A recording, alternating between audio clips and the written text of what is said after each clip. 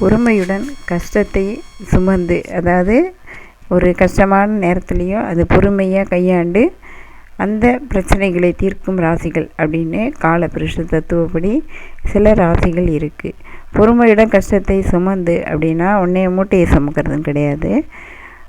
அதாவது அந்த பிரச்சனையில் உள்ள வர்ற என்னது நல்லது கெட்டது எல்லாத்தையும் சுமந்து அதை பொறுமையாக எப்படியாவது சொல்லுவாங்க இல்லையா, முள்ளில் விழுந்த பட்டு சிலையை எப்படி எடுக்கிறது, முள்ளும் குத்தக்கூடாது பட்டு சிலையும் கிழியக்கூடாது. அது மாதிரி மென்மையாக அந்த பிரச்சனையை கையாண்டு பொறுமையாக இருந்து கையாண்டு எந்த பிரச்சனை எந்த எதிரில் இருக்கிறவங்களுக்கும் வரக்கூடாது, நமக்கு வராமல் அந்த காரியத்தை ஜெயிக்கிற ராசிகள் அப்படின்னு காலபுருஷ தத்துவப்படி சில ராசிகள் இருக்குது.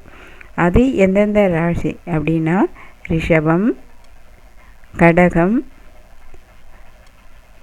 துலாம், மகரம், கும்பராசிகள்.